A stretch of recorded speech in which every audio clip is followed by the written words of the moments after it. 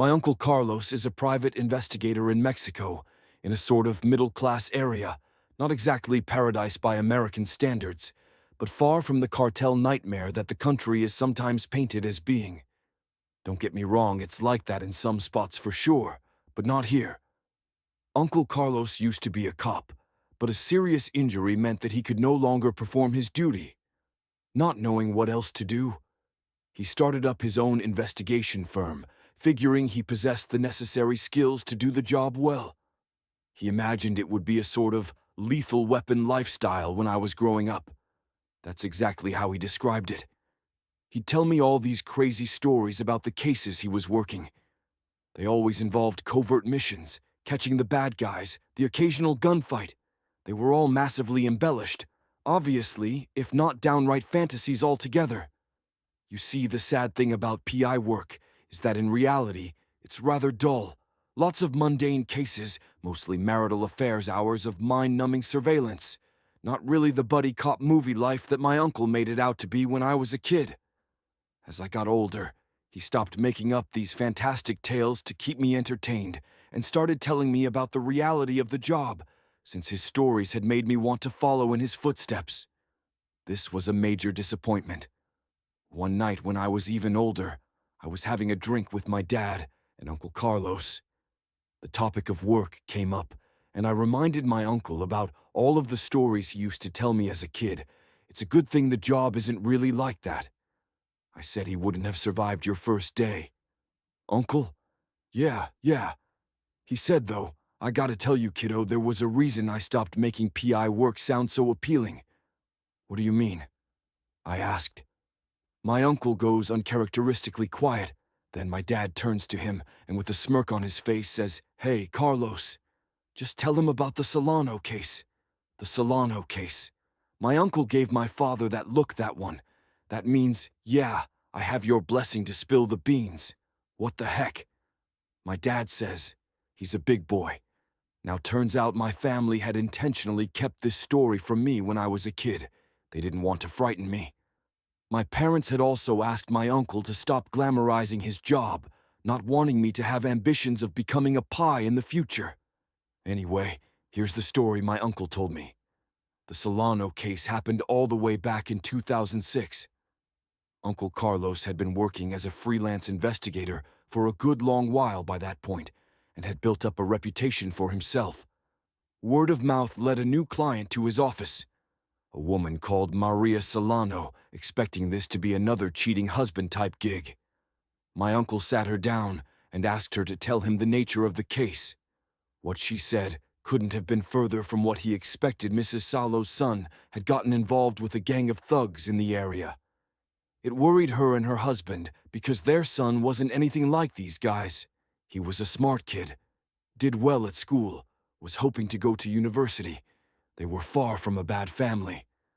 For whatever reason, he had started going to the gang's clubhouse every night. Soon that became every day, and night it got to the point where the Solanos hadn't seen their son for 3 days straight. Fearing for their son's safety, Mrs. Solano's husband went to confront the gang on their own turf. Mrs. Solano sat for hours at home, waiting for her husband to return. He never did. The police did little to help her. They seemed unwilling to do much at all. Every time they made a half-assed effort to find the woman's husband and son, they'd come up with nothing. This confused and infuriated her. It was obvious who was behind both of their disappearances. The gang of thugs were the police, unable to do their job, or just unwilling. She continued to hound the cops, demanding that they investigate. Some time passed, and Mrs. Solano received a phone call. It wasn't from the cops, though. On the other end of the line, a deep male voice told her to stay out of the gang's business, to stop searching for her missing family members. Said that if she valued her life, she had cut her losses and move on. According to Mrs. Solano, the voice sounded a strange mixture of threatening and concerned. It also sounded vaguely familiar to her. She couldn't quite place who it was exactly, but she felt as if it was someone she had talked to before, someone who worked in a local store. Perhaps she decided not to heed the caller's advice. Since the police refused to be of help, She started doing her own detective work. She went sniffing around the gang's headquarters. Unfortunately for her, this didn't go unnoticed. That very same afternoon, she received a letter while she was home alone inside. It was a severed human ear, a note attached. Read, "We told you to stay away out of desperation. Mrs. Solano came to my uncle for help. The only things she could give him to help were pictures of her missing loved ones and directions to the gang's hideout." My uncle took the job. The first thing he did was call up some of his old buddies in the force and ask them what they had found out. The cops gave him nothing and warned him to drop the case for his own sake. Jesus, what the hell was going on? Not having anything else to go on, Uncle Carlos decided to drive to the gang's hideout at night and do some sleuthing of his own. He followed Solano's directions. Turns out this place was remote, real remote. A medium-sized shack out in the middle of nowhere, completely secluded. Getting close to it wouldn't be an option. It would be too obvious. Instead, he parked up on a vantage point overlooking the shack and used a pair of binoculars to keep an eye on things. It was a particularly dark night, so as long as he kept his lights off, he was effectively invisible. Now, usually surveillance work is long and boring, but knowing what was at stake with this case, my uncle was fully engaged and focused. Over the course of several hours, he saw numerous gang members entering the shack. In spite of that, there was no sign of Mr. Solano or the son. As the night went on, things became extremely disturbing in the early a.m. About 15 or so gang members exited the shack, all of them naked and covered in white paint. They had built a large fire outside, which they were now circling. Then they stood there contorting their body into strange, unnatural shapes. One of them led a dog out to the fire from the shack and proceeded to slit the poor creature's throat as it died. They were all screaming, chanting, making inhuman sounds. All of this was so loud that my uncle could hear them clearly from his vantage point. This wasn't a gang, it was a cult. This was some weird sacrifice. These guys were nut jobs, a bunch of fanatical freaks living out in the sticks, most likely off their heads on drugs. Why on earth were the cops ignoring these guys, fearing his cover might get blown, and honestly really freaked out by what he had just witnessed? My uncle made a quick getaway. The more he looked into the group, the more he realized their cultish tendencies. It became obvious to my uncle that the police were either terrified of these guys or were in their pockets. Potentially a few of them could have even been members. He doesn't know. The reason he doesn't know is because he was forced to drop the case. You see, Mrs. Solano went missing, just like before. The police did little to look for her to this day. Nobody has found a body or anything. No information about her or her family's disappearance exists online. Nothing. It's like they never existed. For whatever reason, the Solanos became ghosts. After the woman's sudden disappearance, Uncle Carlos himself started receiving threatening calls telling him to stay out of the group's business. His cover had somehow being blown. They said that if he continued his investigation, then he'd end up like the others, and his wife and daughters would be sold into sex slavery, since my uncle had nothing left to gain and everything to lose. He did what they wanted and dropped the case. They had already proven themselves to be people of their words. After all, it's bothered him ever since, but there really wasn't much else he could do. His clients were most likely dead. The cops were either bribed, scared, or in on the whole thing. It was all totally messed up. As for the family's son, well, either he's dead too, or was brainwashed by the group and is still a member. Whatever the case, there was nothing Uncle Carlos could do about it. The risk of trying to expose the group was just too high. In the end, real life isn't like those detective shows and movies. The bad guys don't always get caught, and life just goes on. Makes me wonder how many other disappearances those bastards have been responsible for over the years. I don't know if you've heard of Missing 411. It's a series of books about people who have disappeared in the wilds of North America. Not typical missing person cases, Though, obviously, people go missing for all sorts of reasons. They get lost, maybe even attacked by an animal. Heck, a lot of the time they want to go missing. No, these books deal with the unusual cases, the ones that nobody can seem to explain.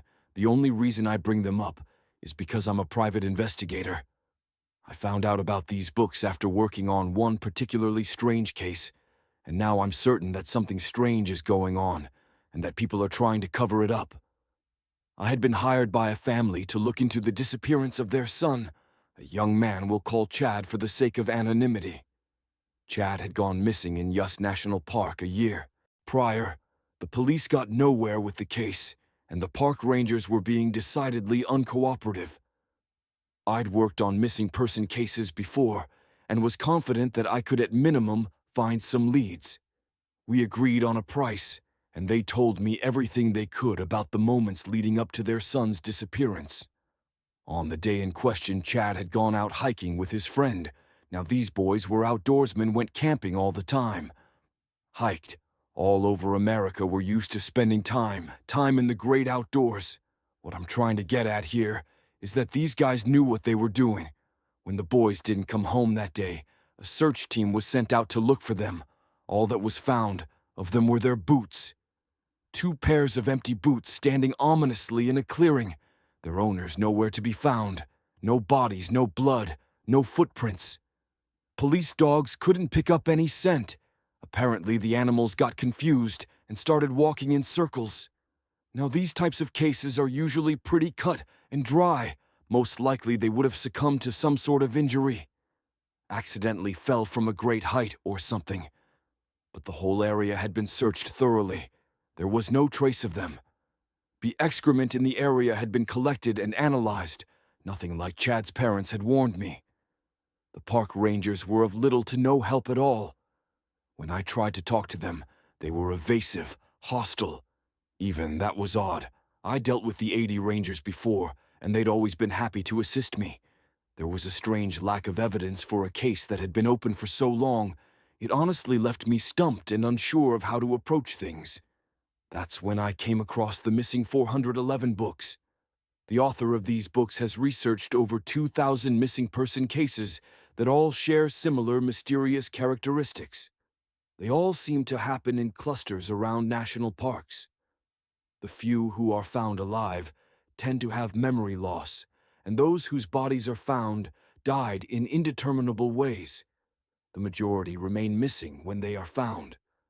However, it tends to be in places that are seemingly impossible to get to by foot, or in places that had previously been explored thoroughly.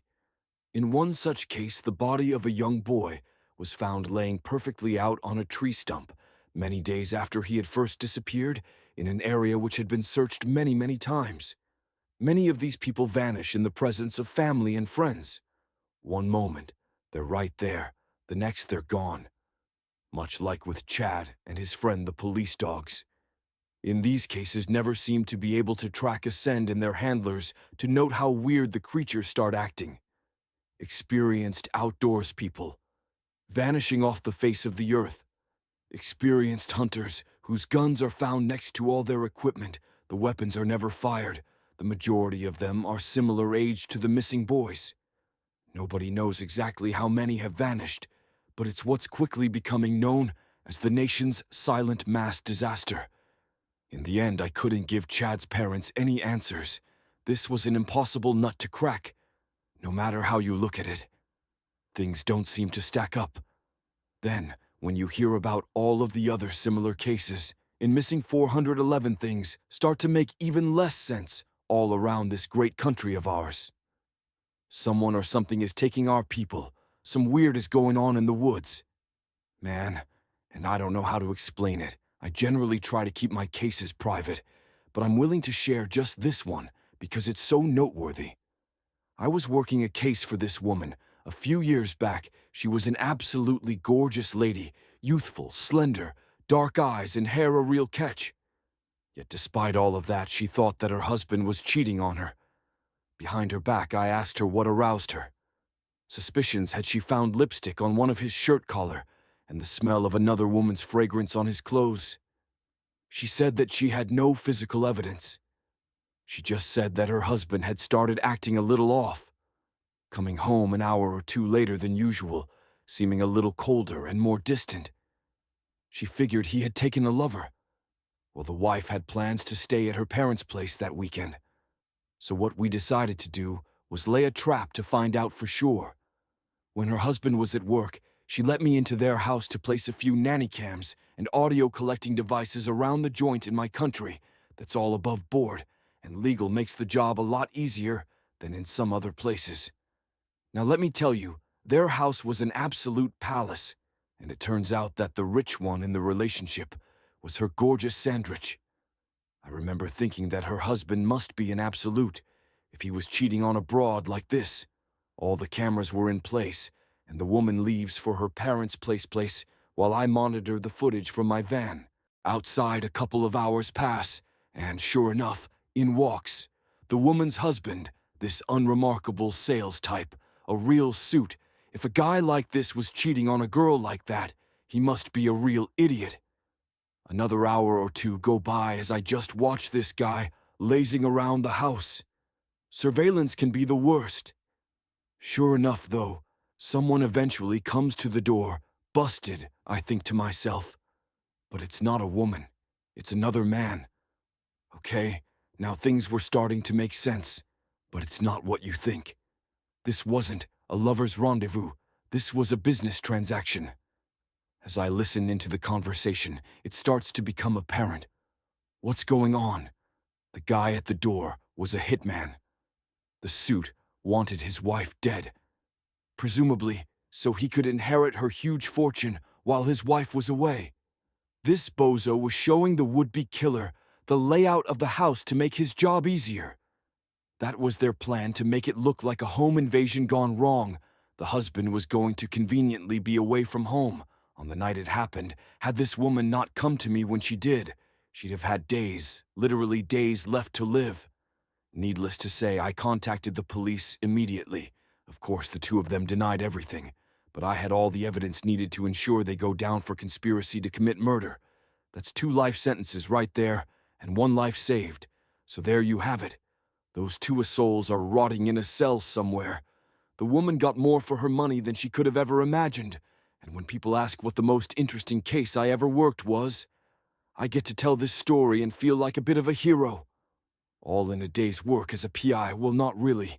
It's mostly just sitting around and eating biscuits. But still, this was a career highlight. Hopefully that woman chooses more wisely in the future. When it comes to her romantic endeavors, if she's listening to this, I'm still available. Hey guys, Lazy here, and thank you very much for listening. So a little something different this time. I was trying to get that 1950s film, No Warfield, and hopefully I pulled it off. And hopefully it was to your liking. If it was, then let me know. And I'll consider making more of this type of video in the future. Something a little mysterious, and not purely horror-focused, if you didn't like it.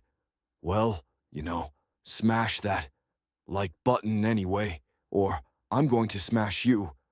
Coming up next is going to be a little something different. Again, and also on top of that, I'm potentially going to do a live stream as well. Don't hold me to that. Don't hold me that. Anyway, guys, until the next ones, you all stay spooky. And remember, the best things happen in the dark.